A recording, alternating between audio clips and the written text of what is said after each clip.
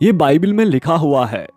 यही पुस्तक जिसने मुझे यूरिम और थुम्मीम के बारे में सिखाया। ये रत्न उस भविष्यवाणी के एकमात्र रूप हैं जिसकी इजाजत परमेश्वर ने दी है। पादरी इन्हें अपने सोने के कवच में रखते हैं। लड़के को उस माल गोदाम में होने को लेकर सहसा खुशी का एहसास हुआ। हो सकता है ये कोई भविष्य सूचक संकेत हो, अंग्रेज ने धीमे स्वर में कहा। भविष्य सूचक संकेतों के बारे में आपको किसने बताया था? लड़के की दिलचस्पी हर पल बढ़ती ही जा रही थी। जीवन की हर चीज एक भविष्य सूचक संकेत है, अंग्रेज ने उस पत्रिका को बंद करते हुए कहा जो वो पढ़ रहा था। एक सार्वभौमिक भाषा है जिसे हर कोई समझता था, लेकिन वो अब भुला दी गई है। मैं दूसरी चीजों के साथ साथ उसी सार्वभौमिक भाषा की तलाश में हूं, इसीलिए मैं यहां हूं। मुझे उस आदमी की तलाश है जो वो सार्वभौमिक भाषा जानता है, एक एल्केमिस्ट। अचानक गोदाम के मालिक के आ जाने से बातचीत में बाधा पड़ी। तुम लोग खुशकिस्मत हो, तुम दोनों, उस मोटे अरब ने कहा। आज ही एक कारवां अल फयूम के लिए रवाना हो रहा है। लेकिन मैं तो मिस्र जा रहा हूं, लड़के ने कहा। अल फयूम मिस्र में ही है, अरब ने कहा। तुम किस तरह के अरब हो? ये एक खुशकिस्मती का शगुन है। उस मोटे अरब के चले जाने के बाद अंग्रेज ने कहा, अगर मैं लिख सकता तो मैं मात्र इन दो शब्दों भाग्य और संयोग के बारे में एक विशालकाय विश्वकोश लिख डालता। यही तो वे दो शब्द हैं जिनसे सार्वभौमिक भाषा लिखी गई है। उसने लड़के से कहा, यह कोई संयोग नहीं है कि तुम यूरिम और थुम्मीम लिए हुए मुझसे मिले। और उसने लड़के से पूछा, क्या तुम भी एल्केमिस्ट की तलाश में निकले हो? मैं तो एक खजाने की तलाश में हूं, लड़के ने कहा। और ये कहते ही उसको पछतावा हुआ, लेकिन लगा जैसे अंग्रेज ने उसकी इस बात को कोई अहमियत नहीं दी। एक तरह से मैं भी उसी की तलाश में हूं, उसने कहा। मैं तो ये तक नहीं जानता कि कीमियागिरी क्या होती है, लड़का कह रहा था कि तभी माल गोदाम के मालिक ने उन्हें बाहर आने की पुकार लगाई। मैं इस कारवां का सरदार हूं, एक काली आंखों वाले दड़ियल आदमी ने कहा।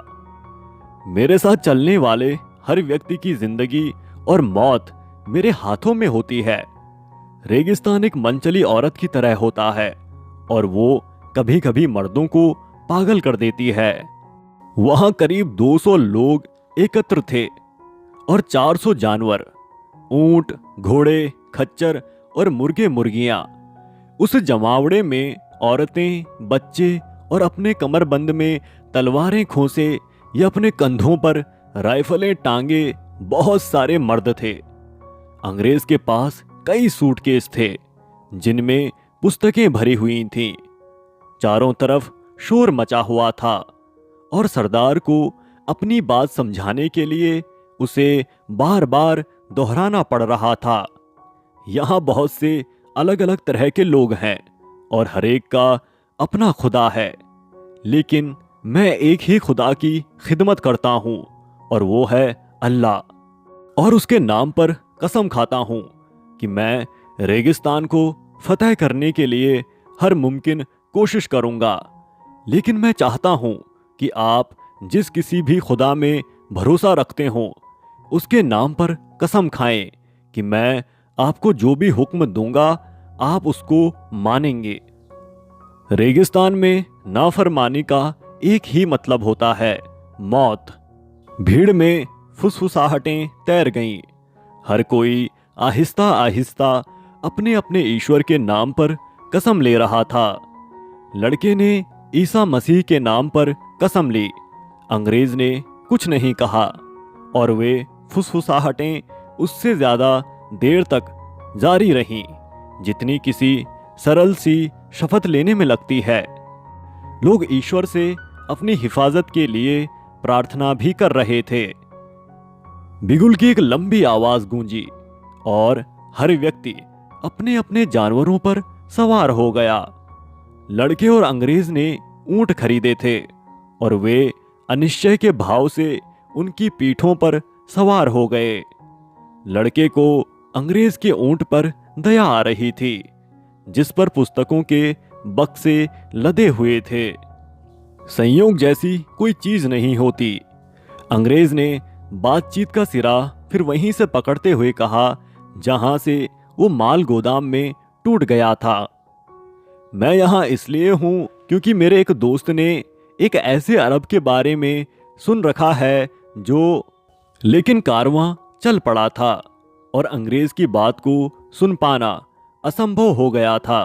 हालांकि लड़का जानता था कि अंग्रेज किस चीज के बारे में बताना चाह रहा था।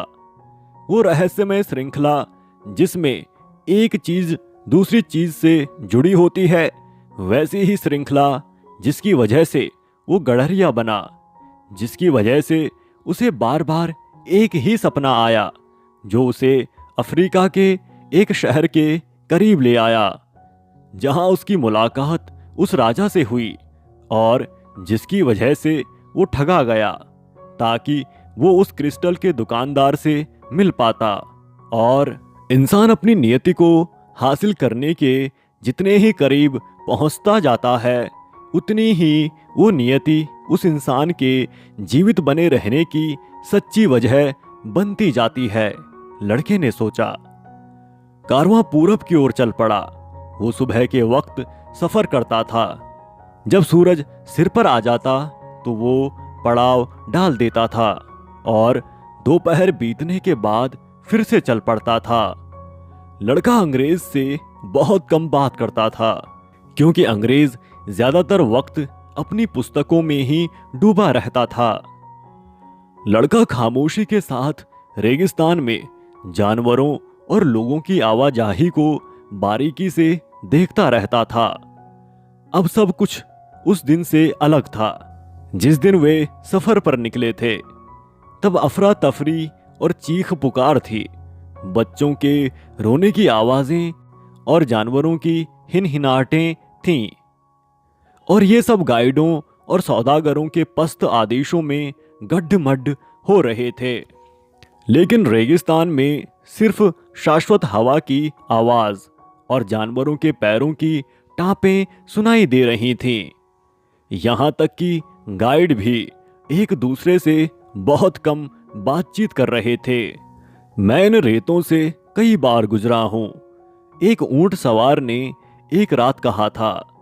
लेकिन रेगिस्तान इतना विशाल है और क्षितिज इतने दूर हैं कि वे व्यक्ति को छोटे होने का एहसास कराते हैं और मानो उसको खामोश बने रहने को कहते हैं।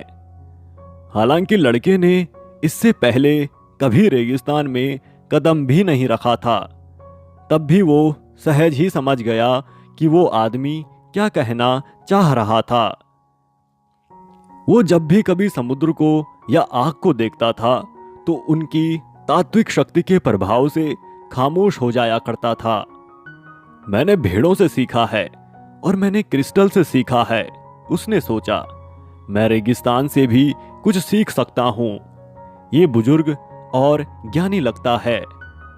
हवा कभी नहीं थमती थी और लड़के ने उस दिन को याद किया जब उसने टैरिफा के किले में कदम रखा था और अपने चेहरे पर ऐसी ही हवा को बहते हुए महसूस किया था। इससे उसे अपनी भेड़ों के ऊन की याद आ गई। उसकी भेड़ें जो एंडालूसिया के मैदानों में चारा पानी तलाश रही थीं, जैसा कि वे हमेशा से करती आई थीं। अब वे मेरी भेड़ें नहीं रहीं, उसने मन ही मन कहा। और ये कहते हुए उसे अतीत को लेकर कोई मोह नहीं था। अब तो उनको अपने नए गडरियों की आदत पड़ चुकी होगी और शायद वे मुझे भूल भी चुकी होंगी। ये अच्छा ही है। भेड़ों की तरह के प्राणी जो सफर के अभ्यस्त होते हैं, आगे बढ़ते रहने के बारे में अच्छी तरह से जानते हैं। उसने उस व्यापारी की बेटी के बारे में सोचा और उसे विश्वास था कि अब तक उसकी शादी हो चुकी होगी, शायद किसी बेकरी वाले से या किसी गडरिये से जो पढ़ना जानता होगा और उसको रोमांचक किस्से सुना सकता होगा। आखिरकार वो कोई अकेला तो वैसा इंसान नहीं है। लेकिन उसने उस ऊंट सवार की बात को जिस तरह सहज ढंग से समझ लिया था, उससे वो बहुत उत्साहित था। शायद वो भी उस सार्वभौम भाषा को सीख रहा था जो लोगों के अतीत और वर्तमान से ताल्लुक रखती है। उसकी मां उनको इल्हाम कहा करती थी। लड़का इस बात को समझना शुरू कर रहा था कि पूर्वाभास जीवन के उस सर्वव्यापी प्रवाह में आत्मा का अकस्मात लय हो जाना है, जिसके भीतर सारे लोगों के इतिहास आपस में जुड़े हुए हैं और हम सब कुछ जानने में सक्षम हैं, क्योंकि सब कुछ वहां लिखा हुआ है। मकतूब, लड़के ने क्रिस्टल के दुकानदार को याद करते हुए कहा। रेगिस्तान में कुछ हिस्सों में रेत ही रेत थी तो कुछ हिस्सों में चट्टानें थीं। अगर कारवां के रास्ते में कोई विशाल चट्टान आ जाती थी तो कारवां को उसका चक्कर लगाना पड़ता था, और अगर कोई बड़ा चट्टानी इलाका आ जाता था तो उनको लंबा चक्कर लगाना पड़ता था। जहां कहीं रेत की परत इतनी बारीक होती थी कि जानवरों के खुर ठोस जमीन से टकराते थे, तो वे ऐसा रास्ता तलाशते थे जहां रेत की परत मोटी हो। कुछ जगहों पर जमीन सूखी झीलों के नमक से ढकी हुई थी। ऐसी जगहों पर जानवर आगे अड़कर रुक जाते थे और ऊंट सवारों को नीचे उतरना पड़ता था और उन पर लदा सामान हटाना पड़ता था। ऐसी दुर्गम जगहों पर सवारों को खुद ही अपना सामान लादकर पार करना होता था और बाद में सामान को फिर से ऊंटों पर लादना होता था। अगर कोई गाइड बीमार पड़ जाता या मर जाता तो ऊंट सवार लॉटरी निकालकर नया गाइड नियुक्त करते थे। लेकिन यह सब होता एक ही वजह से था। कारवां को चाहे कितने ही चक्कर क्यों न लगाने पड़ते हों या रास्ते के मामले में कितने ही समझौते क्यों न करने पड़ते हों, वो चलता उसी दिशा में था जिसकी ओर दिशा सूचक यंत्र की सुई इशारा करती थी। जैसे ही बाधाएं पार होती वो अपने सही रास्ते पर वापस लौट आता था और उस सितारे को तलाशने लगता था जो नखलिस्तान का संकेत देता था। जब लोग भोर के आकाश में उस तारे को चमकता हुआ देखते थे तो वे समझ जाते थे कि वे सही रास्ते पर हैं और उस दिशा की तरफ बढ़ रहे हैं जहां पानी होगा, खजूर के वृक्ष होंगे, सिर पर छाया होगी और दूसरे लोग होंगे। सिर्फ अंग्रेज ही इस सब से बेखबर रहता था। वो तो ज्यादातर वक्त अपनी पुस्तकों में डूबा रहता था। लड़के के पास भी उसकी अपनी पुस्तक थी और उसने सफर के शुरुआती दिनों के दौरान उसको पढ़ने की कोशिश भी की थी, लेकिन उसको कारवां को देखना और हवा की आवाज सुनना ज्यादा दिलचस्प लगा। जैसे ही उसने अपने ऊंट को समझना सीख लिया, उसने पुस्तक को एक ओर फेंक दिया। हालांकि लड़के के मन में एक अंधविश्वास ने जड़ जमा ली थी कि जब भी वो पुस्तक को खोलेगा उसे उससे कोई महत्वपूर्ण बात सीखने को मिलेगी, लेकिन तब भी उसने उसे एक अनावश्यक बोझ मानकर अलग कर दिया था। उसने अपने बगल के ऊंट हाँकने वाले से दोस्ती कर ली थी। रात में जब वे अलाव के इर्द गिर्द बैठते थे तो लड़का उसे अपने गडरिया दिनों के साहसिक कारनामों के किस्से सुनाता था। ऐसी ही एक बातचीत के दौरान उस ऊंट हाँकने वाले ने उसे अपनी जिंदगी के बारे में बताया था।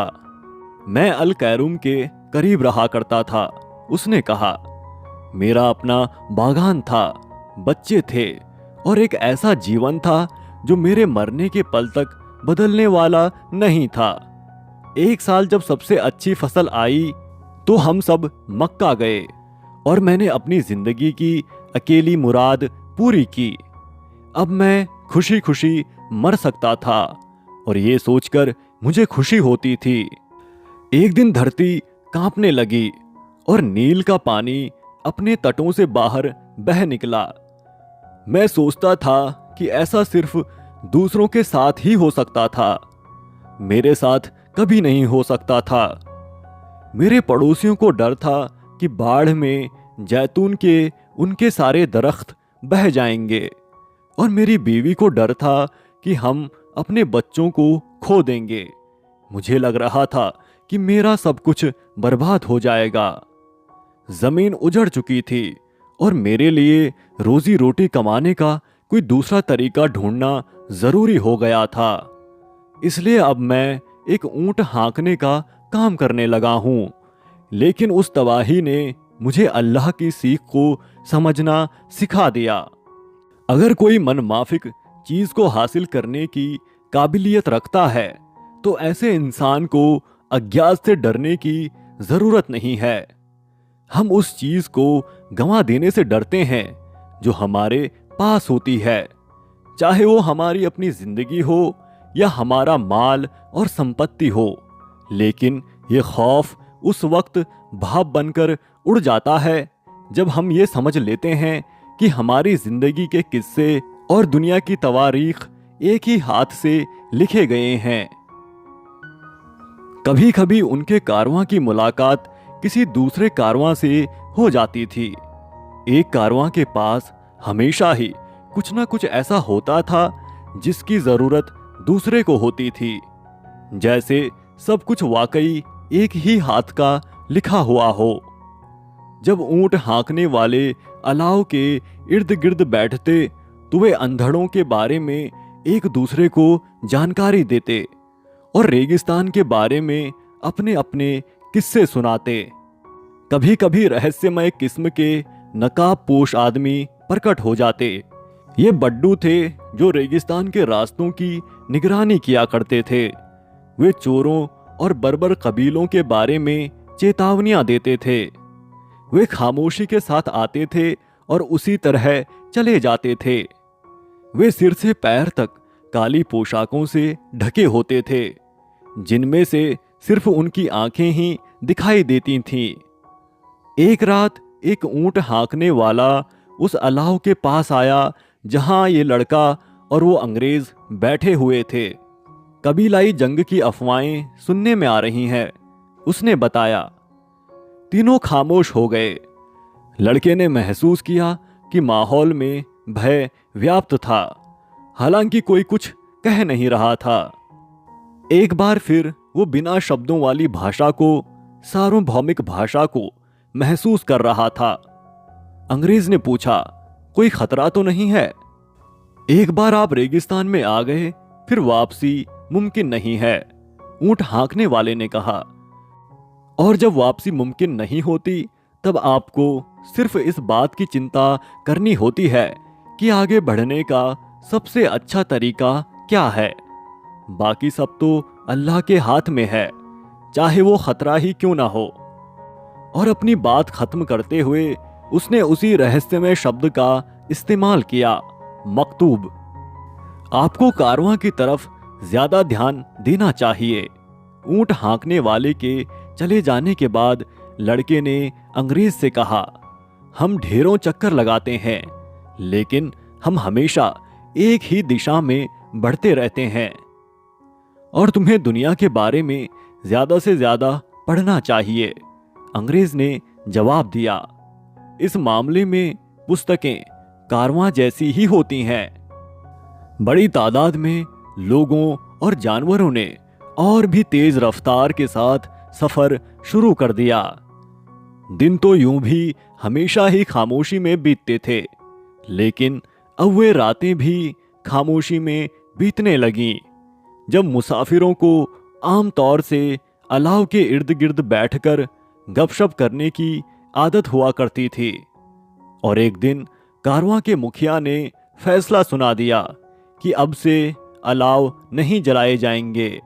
ताकि कारवां की तरफ किसी का ध्यान न जाए। मुसाफिरों ने यह आदत डाल ली थी कि रात के समय वे अपने चारों तरफ जानवरों का घेरा बना लेते और रात के समय ही ठंड से बचने के लिए सब लोग एक साथ उस घेरे के बीच सो जाते और सरदार उस समूह के चारों तरफ हथियार बंद पहरेदारों को तैनात कर देता।